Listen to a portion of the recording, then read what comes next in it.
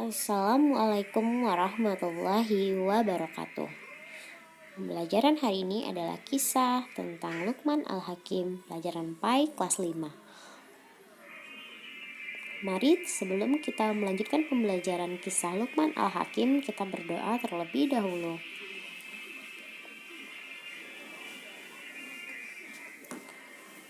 Doa. Rabbi zidni ilman warzuqni fahman waj'alni minas solihin. Amin. A. Biografi Luqman Al-Hakim.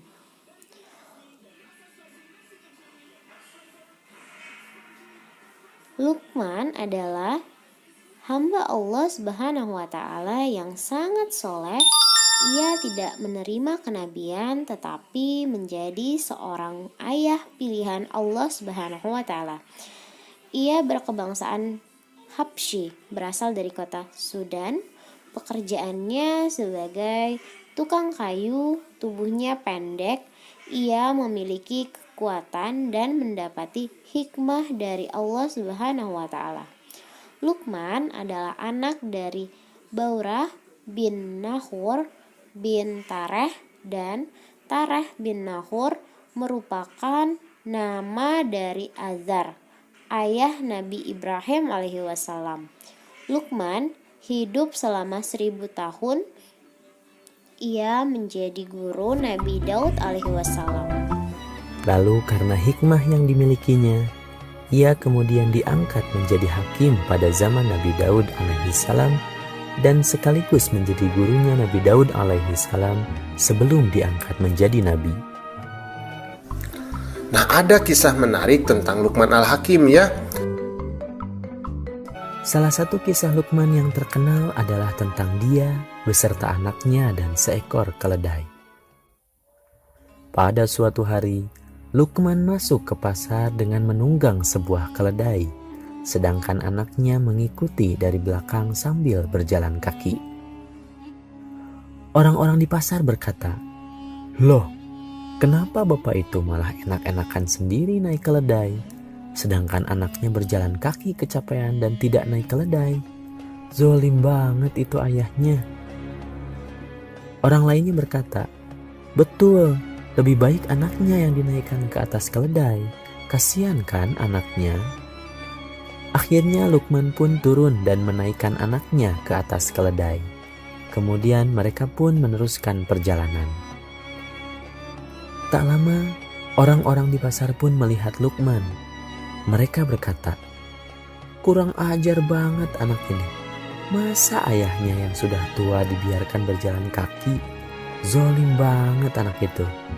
Orang yang lainnya berkata, "Iya, seharusnya anak itu mengutamakan ayahnya untuk naik keledai, bukannya malah menyiksa ayahnya begitu.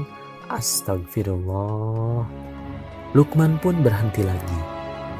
Lalu ia menaiki keledai itu bersama dengan anaknya, dan mereka pun melanjutkan perjalanan. Tak lama, ramai terdengar orang-orang di pasar berkata, "Ya Allah, kasihan sekali keledai ini. Keledai itu kesakitan karena dinaiki oleh dua orang ini. Patah nanti tulang belakangnya. Ini tak boleh terjadi. Apakah kalian tahu bahwa ini termasuk penyiksaan kepada keledai? Zolim kalian." Lalu mereka berhenti lagi. Keduanya pun turun dari atas keledai dan kembali melanjutkan perjalanan. Tak lama, terdengar lagi orang-orang pasar berkata, "Aduh, sedang apa mereka? Punya keledai tapi tidak dinaiki.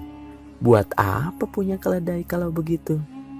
Harusnya yang punyanya kan naik, bukan malah jalan bareng sama keledai itu. Iya, sebaiknya salah seorang dari mereka menaiki keledai itu, baru itu bagus," kata orang-orang di pasar. Hal itu membuat Luqman tidak tersenyum lagi. Dan akhirnya mereka pun berhenti di bawah sebatang pohon sambil mengikatkan keledainya. Anaknya berkata kepada Luqman, "Ayah, kenapa semua orang berkata yang kita lakukan ini tidak benar? Waktu ayah yang naik, dibilangnya ayah yang zolim. Waktu saya naik dan ayah turun, dibilangnya saya yang zolim. Waktu kita berdua naik, kita dibilang zolim. Waktu kita berdua turun, kita malah dibilang bodoh karena tidak menaiki keledai. Luqman pun berkata kepada anaknya, itulah yang ingin ayah tunjukkan tadi. Kita ini tidak akan bisa memuaskan hati semua orang. Tuhan menjadikan mulut manusia bisa berbicara, tapi kadangkala mereka hanya mencemooh saja tanpa melihat keadaan yang sebenarnya. Apa maksud ayah? Apakah mereka tidak boleh berkata seperti itu? Kata anaknya. Luqman berkata, mereka boleh berkata apapun, tapi sebagai manusia yang beriman kepada Allah, kita seharusnya yakin bahwa apa yang kita lakukan adalah niat karena Allah semata, bukan karena manusia. Kalau kita berbuat sesuatu karena pendapat manusia, maka kita akan menjadi keliru karena manusia itu berbeda-beda pendapatnya. Biarlah Allah saja yang akan menghakimi kita atas apa yang kita lakukan itu benar atau salah. Berarti tidak salah dong kita naik keledai atau berjalan kaki, asalkan kita tahu apa alasan yang kita perbuat itu kan ya, kata anaknya. Luqman pun menjawab, iya betul sekali.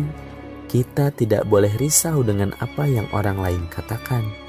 Apa yang perlu kita khawatirkan adalah apa yang akan Allah katakan kepada kita.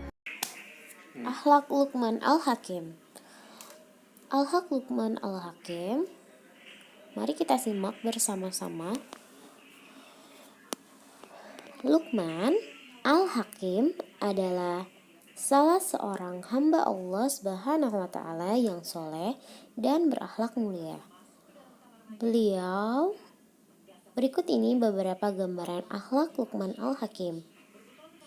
Selalu bersyukur atas nikmat yang diberikan oleh Allah Subhanahu wa taala. Senantiasa taat beribadah kepada Allah Subhanahu wa taala. Kemudian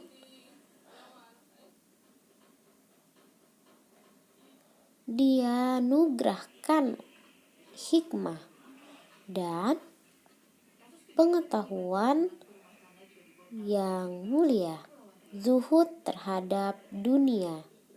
Artinya hidup sederhana dan tidak tergiur oleh kemewahan dunia.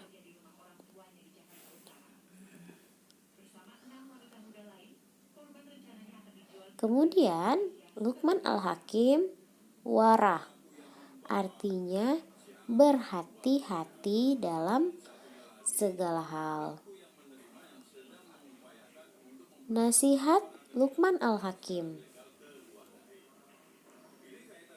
Nah, di sini adalah nasihat Luqman Al-Hakim kepada anaknya. Dilarang berbuat syirik. Bismillahirrahmanirrahim.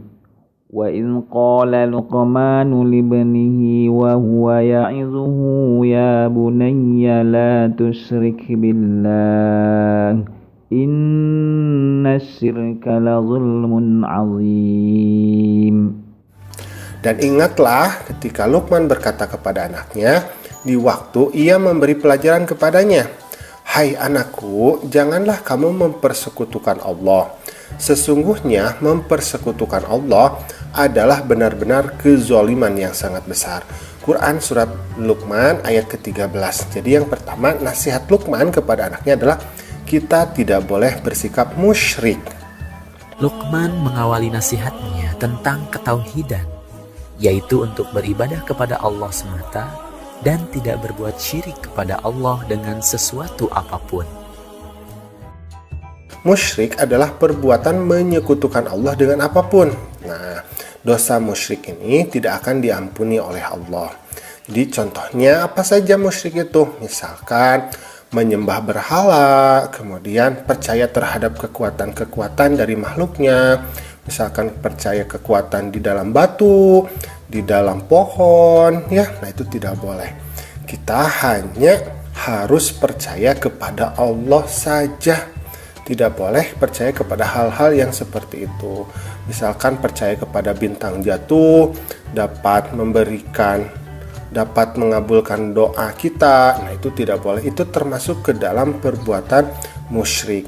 Percaya kepada jimat-jimat. Nah, itu juga termasuk kepada perbuatan musyrik. Nah, kenapa? Karena Allah ini adalah sang pencipta, sedangkan makhluk adalah yang diciptakan.